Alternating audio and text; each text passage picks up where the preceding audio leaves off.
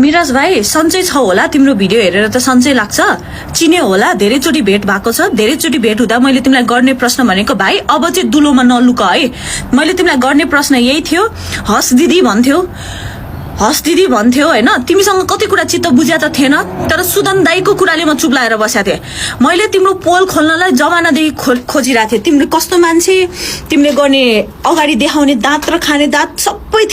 सबै कुरा थियो मसँग तिम्रो त्यो क्रेज थियो नि जनतामा हो त्यो क्रेज हुँदा मैले भन्न खोजेको थिएँ तर सुदन दाइले होइन बहिनी ऊ पनि जेन्जी हो जे भने कुरा राम्रै गर्छ केटोले अनि भइहाल्यो हामी मिलेर जाउँला हामी कुरा राखौँला भनेर सुदन दाइको कुरा काट्न नसकेर मैले गरेँ किन सुदन दाइको कुरा काट्न नसकेर आज म खुल्लम खुल्ला भन्छु ल किनभने हाम्रो भाइहरूको मलामीमा आएका थिए दुई थोपा आँसु बगाएका थिए त्यसपछि खुट्टा धोगेर पानी खाएका थिए हैन तपाईहरु स्टन्टबाजी भन्नु कि जे भन्नु गर्न गरेका थिए भाइ तिमी कहाँ थियौ हाम्रो भाइहरू पुङलुङ ढल्दाखेरि मेरो आन्दोलन भन्छौ नि तिमी कहाँ थियौ भाइ त्यो आन्दोलनमा तिमी कहाँ थियौ मलाई त्यति प्रश्नको उत्तर देऊ तिमीले अहिले अडियो रिलिज गरिरहेछौ नि जनतालाई म्यानिपुलेट गर्नलाई भोट हाल्नु अगाडि यो सुन्दिनु भाइ जब तिमी त्यो आन्दोलनमा गएकै थिएन तिमीले कसरी बुझ्यौ त्यत्रो युवाहरू 20-25 जना 20-25,000 30,000 जना युवाहरू गएका थिए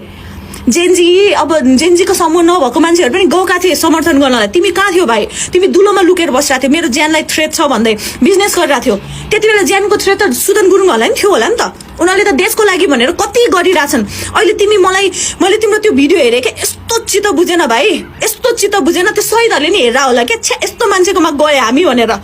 तिमीले के भनेछौ त्यहाँ मेरो आन्दोलन यस्तो भयो उस्तो भयो म यसपालि खासै उ छैन म भोट हाल्दिन त्यही हो तिम्रो